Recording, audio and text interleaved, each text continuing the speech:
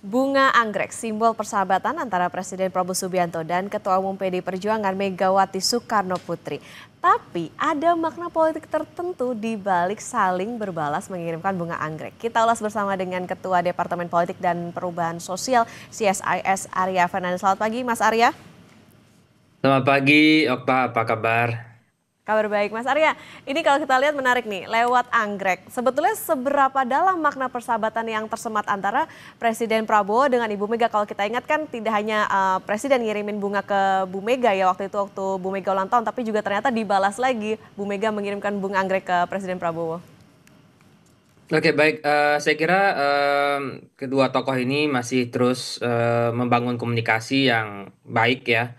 Dan karena mereka keduanya juga beliau sudah pernah punya pengalaman politik ya. 2009 kita ingat ketika itu Ibu Mega berpasangan dengan Pak Prabowo untuk maju dalam Pilpres 2009.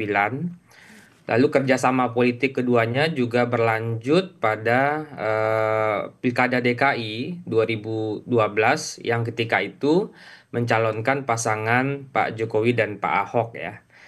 Dan kita juga ingat ketika itu ada kerjasama batu tulis ya antara kedua belah pihak. Meskipun pada akhirnya sejarah menunjukkan bahwa di 2014 dan 2019 PDIP mendukung pasangan Pak Jokowi yang ketika itu berkompetisi dengan Pak Prabowo. Tapi dalam jangka pendek saya kira memang kecil kemungkinan PDIP akan bergabung dengan pemerintahan ya. Tapi kerjasama kedua partai masih terus akan dibangun sampai 2029 mendatang ya. Paling tidak karena tiga alasan ya.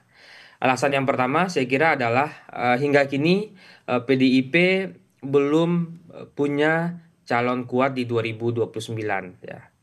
Pak Ganjar ketika itu di Pilpres 2024 hanya mendapatkan sekitar 16% suara, ya jauh sekali dibandingkan Pak Prabowo yang mendapatkan 58% suara. Dan sebagai petahana tentu peluang Pak Prabowo untuk terpilih kembali cukup besar ya.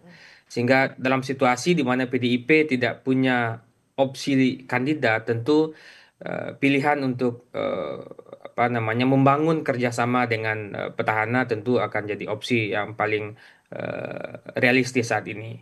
Oke, meskipun Kedua- ya silakan. Yang kedua saya kira di internal juga sekarang PDIP masih melakukan konsolidasi ya. Belum ada indikasi yang kuat apakah Ibu Mega akan melakukan regenerasi atau tidak ya. Artinya menyerahkan kepemimpinan partai pada Bu Puan atau Prananda.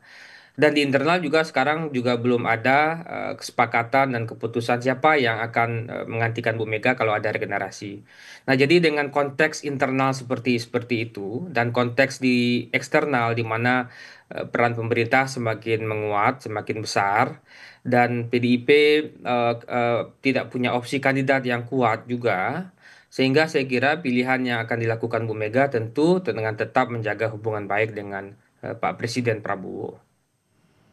Oke. Meskipun, kayaknya kecil kemungkinan untuk gabung, tapi tentu persahabatan terjalin antar dua tokoh ini. Tapi Mas Arya kalau dilihat di luar itu apakah ada sesuatu pesan-pesan semiotik misalnya yang ingin disampaikan dari PD Perjuangan khususnya Bu Mega kepada Presiden Prabowo termasuk juga soal warna dari apa, bunga anggreknya merah putih dan lain sebagainya? Iya, kalau kita lihat dalam trajektori apa pasang surut hubungan Bu Mega dengan Pak Prabowo, sejauh ini memang indikasi sejauh ini hubungan keduanya saya kira cukup secara apa cukup baik ya dalam kurun waktu yang cukup panjang ya. Tidak ada konflik misalnya yang sangat kuat di antara keduanya. Dan beda misalnya kalau kita lihat bagaimana hubungan Bu Mega dengan Pak SBY yang hingga kini belum rekat lagi ya. Tapi dengan Pak Prabowo begitu juga misalnya hubungan Bu Mega dengan Pak Jokowi ya, yang juga belum sepenuhnya baik juga. Tapi dengan Pak Prabowo saya kira hubungannya kedua belah pihak saya kira menjaga dan memastikan dan merawat juga hubungannya terus baik ya. Ya memang mungkin karena ada satu visi politik yang sama, meskipun saat ini punya PDIP belum bergabung di kabinet ya, dan mungkin perkiraan saya dalam jangka pendek PDIP eh, kemungkinan besar tidak bergabung ya. Karena PDIP saya kira akan memprioritaskan menyelesaikan kondisi-kondisi internal setelah 2024 kemarin di mana PDIP mengalami kekalahan yang cukup besar ya. Tidak hanya di Pilpres tapi juga drop suara di Pileg ya dan kekalahan di beberapa daerah strategis di Pilkada dan juga menyelesaikan bagaimana regenerasi pasca Ibu Mega. Jadi kondisi internal itu juga membuat PDIP sulit untuk bergabung dengan pemerintah dan di internal pemerintah sendiri sekarang juga opsinya sudah sangat terbatas ya. Komposisi menteri sudah sangat besar sekali, 118 menteri, wakil menteri dan pejabat setingkat menteri dan presiden juga kesulitan untuk menggeser menteri-menteri tertentu kalau PDIP gabung. Jadi dalam jangka pendek saya kira PDIP kecil kemungkinan untuk bergabung ya. Oke, Mas Arya itu tadi kalau jangka pendek. Nah, kalau tadi menyinggung soal bagaimana adanya persahabatan antara kedua tokoh ini, mungkin nggak dari antara persahabatan itu jadi apa yang mempengaruhi bagaimana keputusan ataupun sikap politik, jadi ada euh pakai euhnya nih antara keduanya gitu. Jadi karena kalau dilihat dari sikap PDIP ini kayaknya mereka berada di luar pemerintahan tapi tetap menyatakan untuk mendukung gitu pemerintahan Presiden Prabowo Subianto. Iya, sekarang memang saya kira opsi-opsi PDIP untuk menjadi partai oposisi semakin mengecil ya. Mengecil karena beberapa hal. Pertama, mungkin juga karena komunikasi yang intens antara Pak Prabowo dengan Bu Mega membuat PDIP menjadi opsi untuk menjadi oposisi semakin tertutup ya. Kalau kita lihat sekarang ini gitu. Yang kedua, mungkin juga disebabkan oleh terbatasnya opsi-opsi internal untuk mencalonkan siapa yang akan dicalonkan PDIP di 2029. Sehingga PDIP sadar bahwa kalaupun ada calon, itu akan sangat berat berkompetisi dengan Pak Prabowo sebagai seorang petahana. Sehingga mungkin di internal muncul juga gagasan bagaimana kalau menjadi membuat opsi sebagai cawapresnya Pak Prabowo di 2029 gitu. Nah, sehingga untuk menuju ke sana tentu PDIP terus membangun intens komunikasinya. Yang ketiga saya kira adalah perubahan-perubahan politik yang terjadi saat ini. Apa itu perubahannya? Misalnya peran pemerintah pusat semakin besar dalam eksekusi program-program strategis ya. Misalnya MBG, Koperasi, Merah Putih, dan program lainnya. Itu membuat tentu PDIP kehilangan momentum politik ya. Yang kedua juga sekarang ini juga ada opsi-opsi perubahan soal bagaimana mekanisme pemilihan kepala daerah. Kalau misalnya nanti pengambil kebijakan memutuskan bahwa kepala daerahnya dipilih melalui DPRD, tentu proses koalisi antara partai di DPRD akan sangat menentukan dan PDIP tentu berkepentingan juga membangun koalisi di tingkat daerah dengan Partai Gerindra gitu. Jadi situasi-situasi tersebut saya kira membuat PDIP sekarang kehilangan opsi untuk menjadi partai oposisi dan ini tentu menjadi catatan kita juga bahwa dalam demokrasi yang sehat tentu kita membutuhkan penyeimbang di DPR untuk memberikan alternatif-alternatif kebijakan terhadap kebijakan yang sudah dibuat oleh eksekutif. Dan saat ini kita kehilangan partai yang bersedia mendedikasikan diri sebagai partai penyeimbang di DPR. Oke, menjadi penyeimbang, tapi tentu kalau kita lihat nih kayaknya PDIP lagi apa ya bisa dikatakan nabung elektoral lah ini ya dengan sikap-sikap yang selama ini ditunjukkan. Mas Arya kalau Anda cermati ada nggak sih sebetulnya peristiwa politik tertentu yang menyangkut antara PDI Perjuangan dan juga koalisi pemerintah? eh saya kira untuk saat ini tidak ada yang begitu mencolok ya.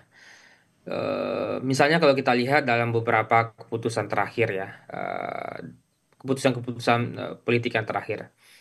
Satu soal transfer ke daerah, transfer pemangkasan dana transfer ke daerah, yang misalnya menjadi catatan banyak kepala daerah karena itu mengurangi sebagian besar dari dana bagi hasil, dana alokasi umum dan seterusnya, eh, apa fiskal daerah yang dipangkas oleh pemerintah pusat.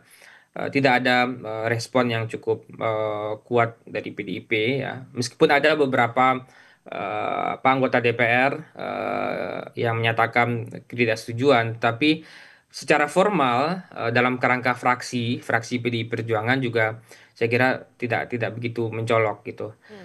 Jadi kalau kita identifikasi lagi beberapa isu, memang posisi PDIP itu hampir sama saja dengan partai-partai politik lainnya di Senayan gitu. Hmm. Jadi dan ini tentu juga apa namanya akan menyulitkan PDIP juga di 2029 mendatang ya, karena saat ini kalau kita mengacu pada survei opini publik itu kan menunjukkan ada tren yang negatif ya, ada tren penurunan suara PDIP dibandingkan secara kuat dibandingkan partai-partai lain gitu. Jadi kalau tidak ada inovasi politik yang dilakukan oleh PDIP, saya kira potensi kehilangan suara di 2029 mendatang akan menjadi nyata bagi PDI Perjuangan gitu. Oke, harus ada inovasi politik sebagai penyeimbang. Artinya begini, Mas Arya, apakah perlu untuk PD Perjuangan mengambil apa ya tegas gitu untuk bisa memposisikan diri, karena kalau dilihat kan sekarang di luar pemerintahan tapi menyatakan juga mendukung pemerintahan Presiden Prabowo Subianto dan Gibran Rakabuming, bukankah? Atau justru yaudah all out aja sebagai penyeimbang, atau justru baiknya masuk ke pemerintahan aja kalau kayak gitu, jadi nggak 50-50 nih. Ya, saya melihat memang ada situasi-situasi internal yang membuat PDIP kesulitan untuk mendefinisikan arah politiknya ke depan ya. Situasi internal itu misalnya terkait apakah PDIP akan melakukan regenerasi atau tidak. Yang kedua, kalau dilakukan regenerasi kepemimpinan pasca Bu Mega, siapa yang akan mengambil alih? Apakah Ibu Puan atau Pak Prananda? Itu juga belum selesai di PDI Perjuangan. Yang ketiga adalah siapa yang akan bagaimana posisi PDIP terkait 2029? Apakah akan maju atau menjadi cawapresnya Pak Prabowo? Maju pun juga saat ini belum ada kandidat yang kuat yang bisa berkompetisi dengan Pak Prabowo. Kalaupun menjadi cawapres, tentu akan apa namanya partai-partai lain di koalisi kabinet Pak Prabowo juga punya intensi untuk yang sama menjadi cawapresnya Pak Prabowo. Nah, situasi-situasi internal itu dan juga misalnya yang keempat adalah bagaimana strategi partai untuk menghadapi pemilu legislatif di tengah potensi drop suara saat ini dan juga pilkada-pilkada lainnya. Nah, situasi-situasi internal itu membuat PDIP kesulitan untuk mendefinisikan, menentukan arah politiknya kemana. Apakah memperbaiki kondisi internal dulu atau memutuskan menjadi partai oposisi atau memutuskan mendukung full pemerintahan. Nah, belum lagi situasi eksternal. Situasi eksternal seperti yang saya katakan tadi bahwa posisi Gerindra semakin menguat gitu karena program-program pemerintahan yang secara masif dilakukan itu juga akan mempengaruhi perilaku orang dalam memilih. Nah, kondisi-kondisi seperti itu membuat PDIP saya kira berada dalam posisi yang sulit ya, untuk memutuskan skenario-skenario politik jangka pendek, jangka menengah atau jangka panjang gitu. Oke, berarti PR-nya secara internal ya, bagaimana strategi inovasi politik, kemudian juga posisi dan sikap partai politik, tentu harapannya juga bisa punya daya tawar nih partainya di tengah situasi berada di luar pemerintahan. Kita tunggu nanti gebrakan apa setelah saling berkirim anggrek antara dua tokoh, Megawati Soekarno Putri dan Presiden Prabowo. Terima kasih Ketua Departemen Politik dan Perubahan Sosial CSIS Arya Fernandes sudah bersama di Sapa Indonesia Pagi. Sehat selalu Mas Arya. Terima kasih, Okta.